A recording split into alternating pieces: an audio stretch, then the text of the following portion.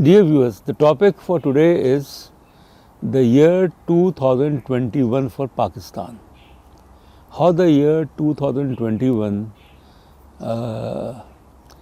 which has passed, that year has almost passed, how that year has been for Pakistan. It has been good or bad or worse. There are a couple of things which we have to understand about the year 2021 and how far the year 2022 will be different than the previous year. The first thing is that in the year 2021, Pakistan faced enormous economic crisis. Absolutely. The people of Pakistan, 220 million people of Pakistan, faced back-to-back crisis. Economic crisis particularly, also political crisis, but economic crisis primarily in the sense that the prices of essential commodities have risen alarmingly. The prices of foodstuffs, medicines, the prices of utilities, gas, petroleum products have reached and oil prices. So this is one thing which we have to understand, that in the year 2021, prices of various commodities have almost doubled. And that has basically made the government of Pakistan Tehreek-e-Insaf or Imran Khan's Prime Minister highly unpopular. But we have to understand that the opposition failed to take advantage of or failed to use the opportunity in the opportunity of grave economic crisis to its advantage. Opposition in the year 2021 remained as divided as it was earlier. So this is one thing. The second thing is that extremism, violence in Pakistan deepened. That how the Tehreek-e-Labbaik Pakistan basically took law into its own hand, killed security forces, police and others, sit in and it jammed various cities. And then in the year 2021, it was also reflected that the state of Pakistan failed to. In fact, the state of Pakistan has appeased all such elements, religious extremists and terrorists who have been responsible for destabilizing the society of Pakistan.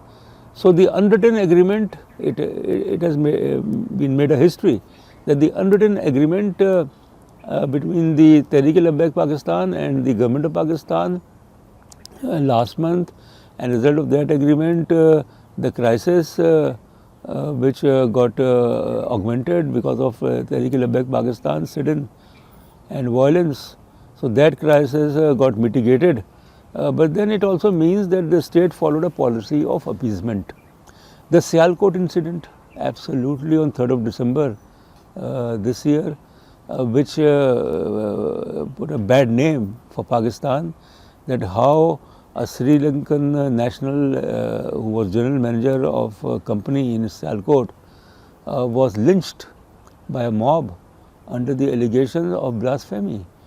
And that was, I think, so embarrassing that it will take a lot of time for Pakistan to get over from such a type of an incident.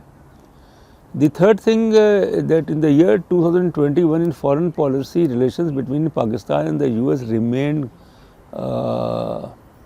lukewarm. And the Biden administration took charge when it won elections last year, November.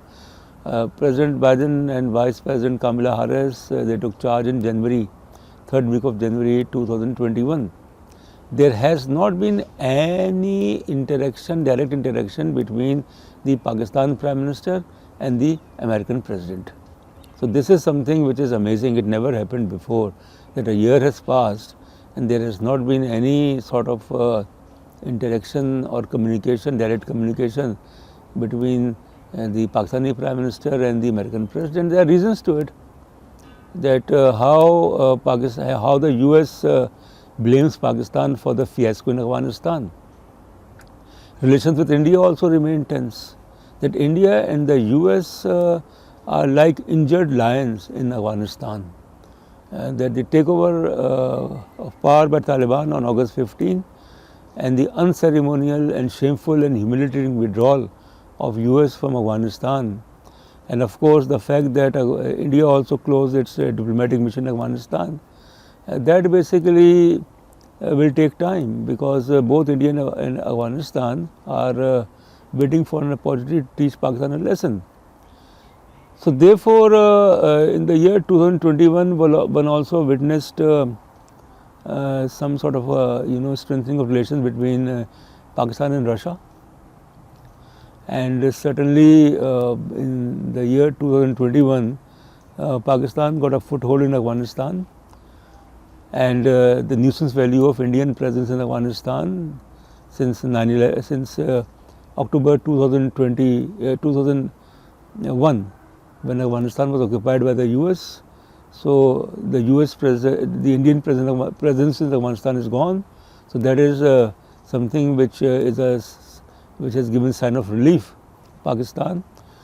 So overall, the year 2021 has not been good for Pakistan, economically, politically, foreign policy, you name it. 2022, I don't think that there is any chance or any sort of hope for betterment.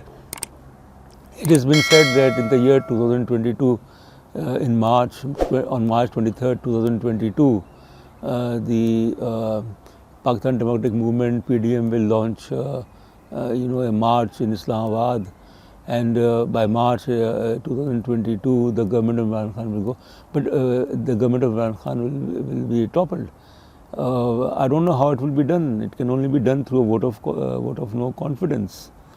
So it seems that despite the claims made by the opposition, by the divided opposition, the government of Imran Khan will complete its tenure. But then the dangerous thing is that the sycophants and others, those who have been responsible for